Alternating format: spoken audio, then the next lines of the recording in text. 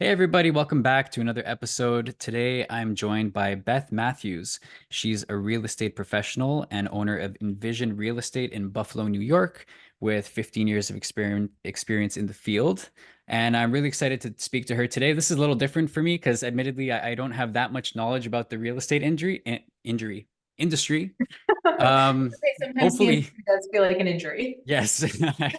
Um, yeah, with that said, I'm hoping to learn something new today and very excited to speak to you. So thanks for joining me, Beth. Yeah, thanks for having me, Rob. Awesome. Why don't you kick it off just by telling us a little bit about yourself, how you got into the field, and a little bit about your career and what your message is for this podcast today. Yeah, sure. So I stumbled into the career, which is a common thread. A lot of people find real estate a little bit by accident. I built my first home actually in the great state of Texas, and as the process was coming to an end, I was actually really sad because I enjoyed it. Which a lot of people think I'm crazy for that. Maybe they're right.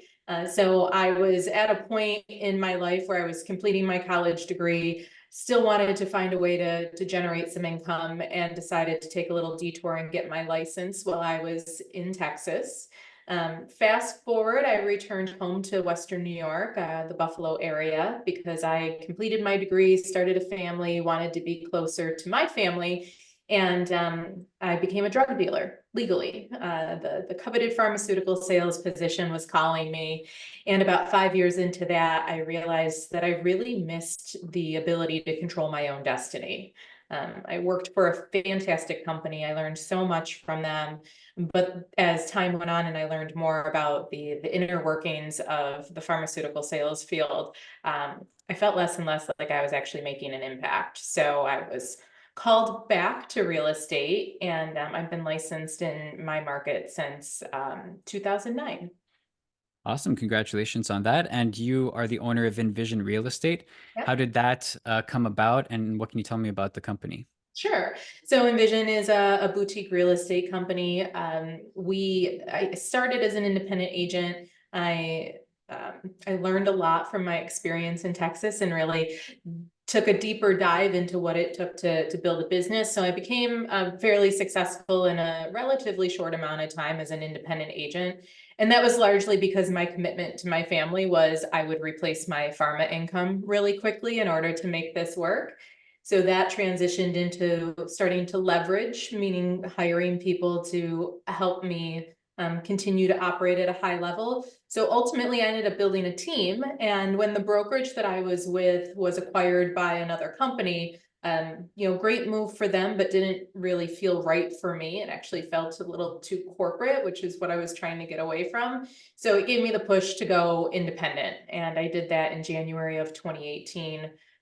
So it's been an interesting ride. I love so many aspects of it, but candidly, as time has evolved and the industry is shifting a bit, I'm learning the power of strategic partnerships. And so I've recently joined a larger brokerage who's letting us, or supporting us, I should say, in operating at the capacity that we have been, while taking a lot of the operational stuff off of my plate, which I'm grateful for. Cool. Yeah, I can imagine that remaining independent can pose some challenges as well as rewards. What can you tell me about that? What's the journey been like running your independent brokerage, and like what have the biggest challenges been for you? So the independent brokerage side was a lot of fun, and we had essentially structured the team while I was with the other broker. We were operating in a silo, so it didn't really feel like a big shift to move us outside of that organization. But I will say what happened is over time, people started to recognize that we were doing things a little bit differently. We're more progressive than other parts of my industry, and started to gravitate towards us, which was fantastic. And I was just at a place where I said yes to everybody because, oh, you want to join me? That's great. And then as time went on, I had a moment where I kind of sat back and I was like, man, I don't feel like I'm driving the bus anymore. I feel like the bus is barreling down the road and I'm being dragged behind it. So I'm a big proponent in being intentional about whatever it is that you're trying to build, because for a period of time I wasn't. I just didn't know any differently. So I was like, yeah, sure, come one, come all. And then the structure that I had hoped of and the culture that I dreamed of really didn't exist. So I went through a period of time where I had to strip some things back to make sure that I was really in alignment with what I was hoping to achieve, which was top level sales professionals who are, constantly working towards improving their craft and operating in a full-time capacity, because there's a lot of hobbyists or part-timers in the real estate profession. Right. It's kind of an interesting industry in that it's so widespread. Everybody, or many people at some point in their life are looking for a home, and there's many people who go through, several within their lifetime. So I mean, there's always somewhat of a demand, even though it fluctuates. What's been one of the biggest challenges of just operating within the industry? Like, what has the industry itself created in terms of obstacles for you? I think the industry is undergoing a little bit of, I don't want to say an attack, I'll say a revitalization. There's been a lot of press out there about some changes in the industry as a result of the National Association of Realtors lawsuit and subsequent settlement. And I personally believe a lot of that is not because agents don't provide a ton of value, but a lot of them haven't been trained on how to articulate that value. So it's one of the things that I teach across the country is how to know your value is one thing, but to be able to articulate it to a prospective client is something totally different. There's a whole lot that goes on behind the scenes in a real estate transaction. And a lot of us are guilty of, doing the social media highlight reel where we're handing over the keys to the happy client, but we're not really telling the story of what it takes to get there. So I do think the educational piece needs to be elevated, both as far as educating the agents coming into the industry, and then as well as educating the public as to what we're actually doing for them behind the scenes. Because Rob, to your point, people go through the process of buying or selling a home. And yes, it's that piece is somewhat transactional. However, it's usually a life event that prompts that, marriage, babies, on the other side, death, divorce, and it really takes a consultative level and somebody who truly has a level of empathy to be able to relate to what somebody's going through. So within my organization, we say it's people first and houses second, because at the end of the day, there are a lot of emotions tied up in this transaction. Right. And that speaks to something that I saw on your website. Taking this as a direct quote: real estate is much more than buying and selling a home. The key element is developing relationships and building trust with clients, which is a fantastic message and super true. But I guess the public perception can be a little bit different. What can you tell me about that? Yeah, I think because we're independent contractors, it's a little bit of a double-edged sword from a team leader or a broker standpoint to hold somebody to standards, right? I can't tell somebody that they have to be in the office a certain number of hours and they have to be doing certain activities if I don't have them in employee status, which most people that pursue a career in real estate are doing so because they want a level of freedom and flexibility and they're avoiding that employment status. So it is a little bit of a fine line to walk. What I found is that if I operate at a high level, which I do, and I'm willing to provide that value, whether you're within my organization or not, that people naturally start to become attracted to myself or my team. And then we can do a little bit of vetting there. And, not to take anything away from anybody, but there's a fair amount of agents that get into this because they think it's easy. The barrier of entry is relatively low. And even the state exams, for the most part, they teach you a lot about the legal side of things, but they're not really walking you through the process of being a consultant to a home buyer or a home seller. So I think there's an educational component that is largely missed in the industry. And as a result, we've seen where sometimes people go, well, why am I going to pay an agent? I can put a sign in the yard and without fully understanding what's happening. So I think it's important if somebody's pursuing the career that they get a real understanding of what goes into it. Right. So, what is the key to basically sales for somebody who is getting into this industry? Because there are fewer things larger that you can sell than a home, for most people. So, what is the most important quality for somebody to have when they're getting into real estate? I think the most important quality for somebody getting into real estate or really truly any form of sales is curiosity. Some of the best agents that we've brought in have no background in sales, but they're genuinely curious about people and really want to help facilitate the transaction. And it is amazing that when you take a vested interest in the party that you're speaking to, how quickly you can build the trust. And then you can have a great mentor behind the scenes walking you through more of the logistical side of things. So I think that's true in any sales field. If you take the time to understand the person's needs, it goes so much further. Awesome. So a little bit more about Envision.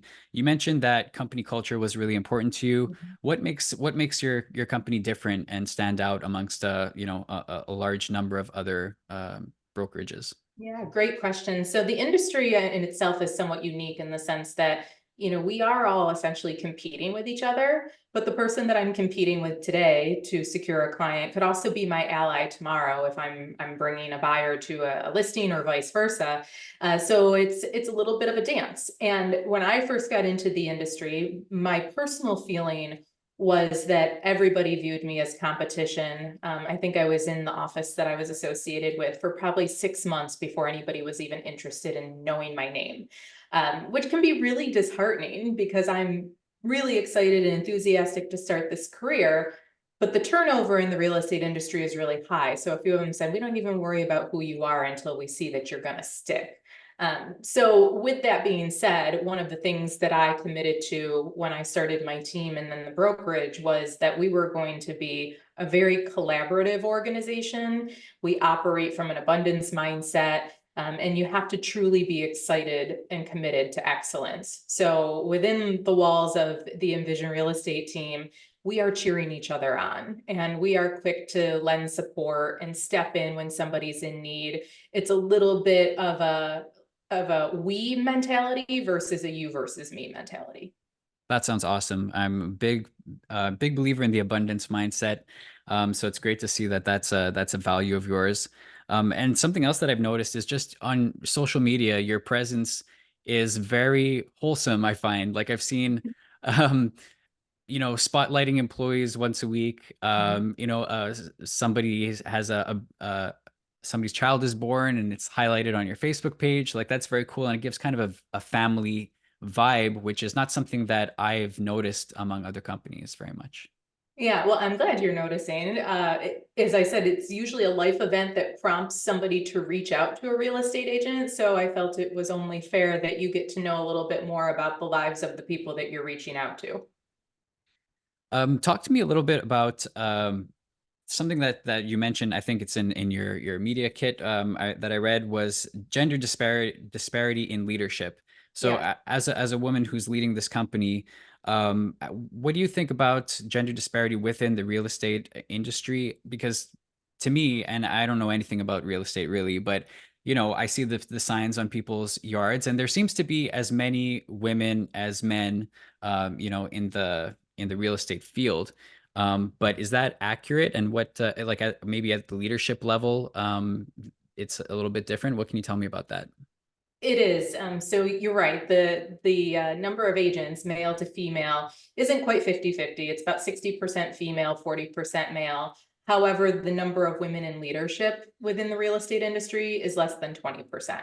So that's the disparity that I noticed as I became a broker and became more of a leader in the industry. And I love men. Like I get a lot of insight from the men that I surround myself with, and I have a really supportive network. But I do believe that in order for the industry to continue to grow and evolve, we need to develop more female leaders.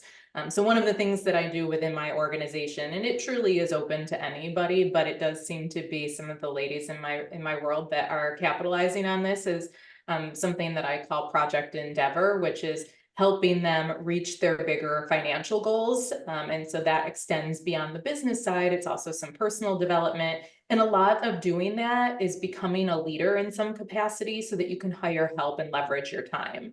So it's just something that I'm passionate about because I noticed that, as I looked around at the leadership, there wasn't as many women. And candidly, I think that's somewhat self-inflicted because as women, we hold ourselves back because oftentimes we're fearful that taking on more responsibility or adding more to our plate is going to take away from other facets of our family or whatever that may be.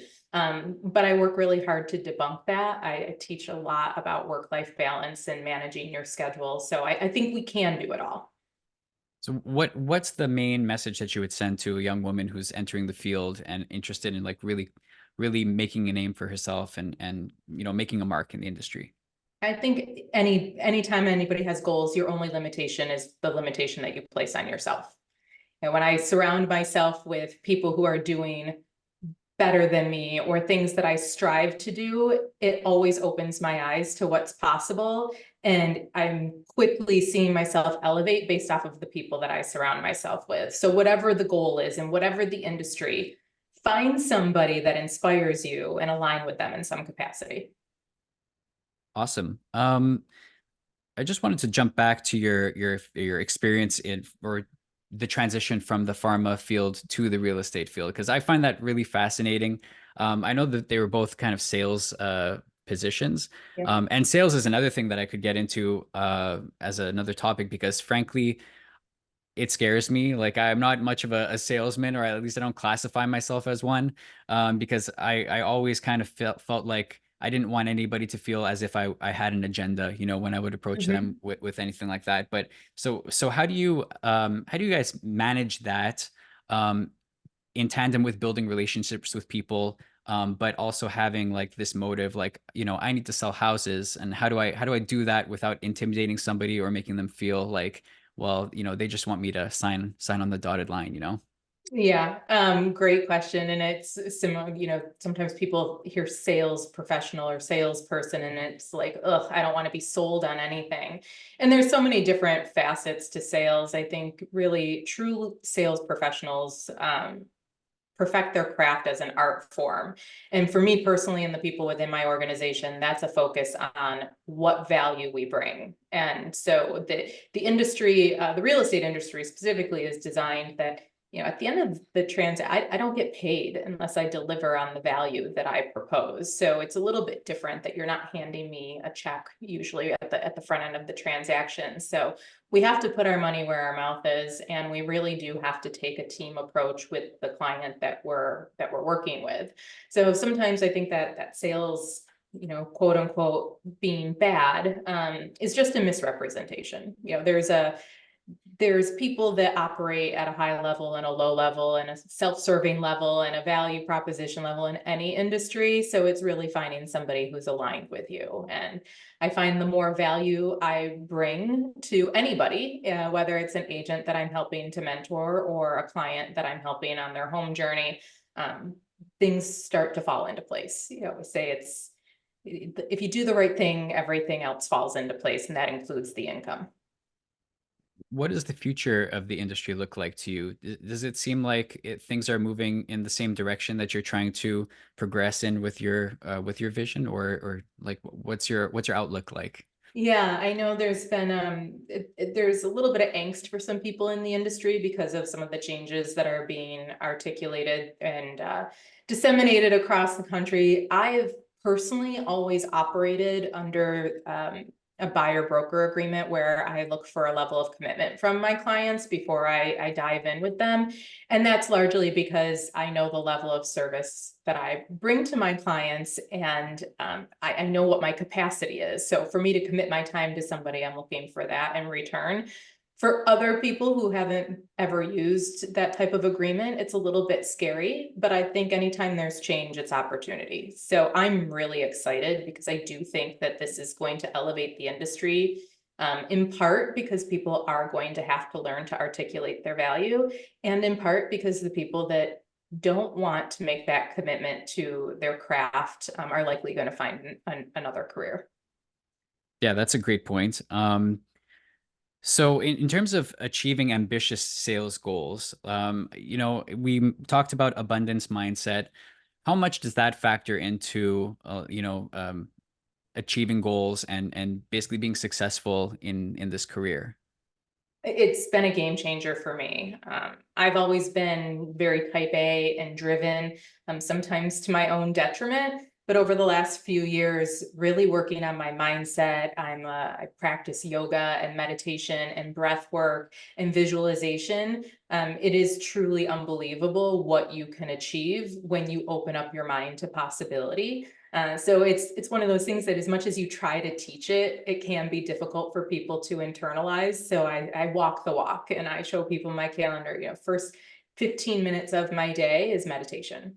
And then it's journaling, and then it's visualization. And it's funny because I actually keep my vision board, if you will, as the screensaver on my phone.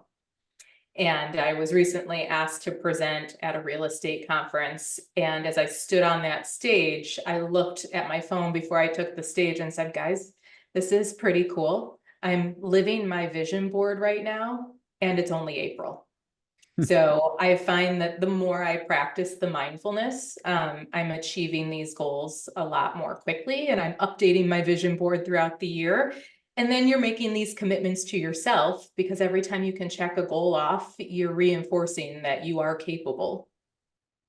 Absolutely. And as much in your career as in any facet of your life, right? I mean, these are practices that transcend, all aspects of our lives. And I'm happy that you brought it up because it's something that's I've been noticing more and more discussion about.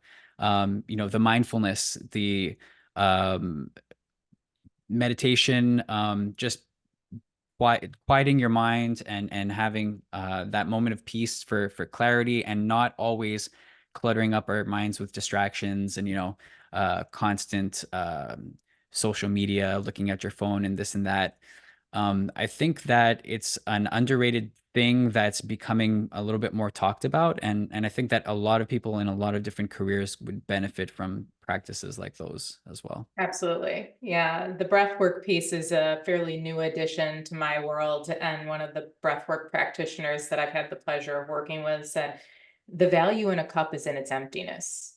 And so I love that because I think, we are in a very highly stimulated society that when we can take a step back and quiet the mind, it's amazing what comes forward for you, whether it's personally or professionally. What else should I know about the industry in terms of, like, let's look at it from the perspective of somebody who's looking for a first home. Like, Sure. what are the things that they should be on the lookout for, or watching out for?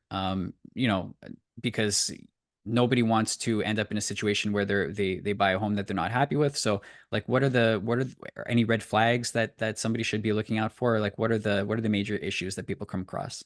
Yeah, well, I think first and foremost, aligning yourself with a professional real estate agent that you trust. And that's really a gut instinct. There's so many different agents out there, and there's so many different personality types with buyers and sellers that if something doesn't feel right with one, keep looking because there's plenty of us to choose from.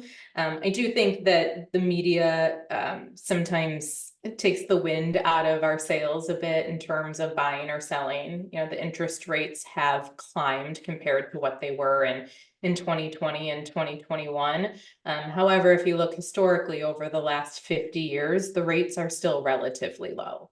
So I encourage people to purchase a home when it makes sense for you. Don't get caught up in all of the media hype. If the payment makes sense, even if there is a little bit higher interest rate than maybe there was a few years back, when you're renting, you're paying 100% interest. You're not building any equity, it's not yours. So if you're looking to build equity and ownership, then the rate is irrelevant as long as the affordability is there for you. And that's my advice to anybody, but especially a first-time home buyer, when they go through the process of speaking to a lender to understand their purchasing power. It's really important that they start with their own personal monthly budget and what they're comfortable with, because oftentimes the lenders will ask some basic information and pull your credit report, but they're not asking you if you like to travel quarterly or go out to dinner once a week. So, the discretionary income doesn't really play a role. And I think without knowing what you want your lifestyle to look like and being diligent about staying within that budget, we don't like to see people end up house poor. So kind of reverse engineering those numbers and telling the lender, this is what I'm comfortable with in terms of a monthly payment, and work that number versus the lender says you qualify for X, and all of a sudden you pay X and you realize you have no life. Yeah, that's a great point. And as prices, I mean, because I live in Quebec, so like, Canada might be different from the US in terms of like pricing and stuff like that. But the value of everything here has gone up tremendously over the past few years. So it's gotten to the point where, you know, we all know some people who spent big on a home that would have cost them considerably less a few years ago and are going through the house poorness as you described Yeah, right now. So I mean, I guess things are cyclical too, right? Things very like much so. interest rates rise and fall, so shouldn't be something to get too scared of at this point. I agree. Yeah, I mean, but what we do know is as the trends continue, the value of real estate over time does go up. And once you pay the price for the house, you can't go back and renegotiate that. Hmm. But if you have an interest rate today and the rates lower over the next couple of years, that's something that you can go and refinance and, for lack of a better term, renegotiate. Where, once you pay the price, you're committed to that. Cool. Is there anything that I haven't brought up that you think is important to mention? Anything at all concerning the industry or your company, anything like that? No, like I said, I think we've covered a lot of ground, and I'm a big proponent of home ownership for a lot of reasons. And, Canada is probably a little bit different, but building equity, leveraging that equity, real estate does help people build wealth. Um, and there's some tax advantages, at least in the States. I can't speak for Canada. So I think if it's something that you're at all interested in learning more about, reach out to a local real estate professional, because a majority of us, if there's a common thread across real estate professionals, is we love to talk about real estate. So nobody's going to be upset if you're looking for information. It's one of our favorite things to do, is to educate people on what that process looks like, so that we can help you decide if it's the right move. Fantastic. And where can people learn more about your company or about your services if they're interested? So our website is seeingyouhome.com, and then I'm on Instagram as Beth by a Billion. You can always find me there, DM me, and then all of my contact information is in the link in the bio. Excellent. Yeah, I think that's pretty much everything that I had to cover. But any final closing statements? Oh, I love that we did real estate to mindset to real estate, because I don't think it matters what industry you're in. It all starts with you. So thank you. I enjoyed that. Yes, that's awesome. I love to tie those things in. It's part of the one of the core messages of my podcast. So I'm always open to talking about the mindset and you know those types of experiences. Yeah, it's great. Thank you. Fantastic. Well, thanks so much, Beth. This was great. And everybody, I encourage you to check out if you're in the Buffalo, New York area. I'm not sure how many of my listeners are. I'm sorry about that, but you know, That's okay. Even if you're not, I have an incredible network of professionals across the United States and Canada. So I'm happy to connect you with somebody in your local market. excellent. Well, it's been great speaking with you. Thanks, Rob. All right, thanks so much.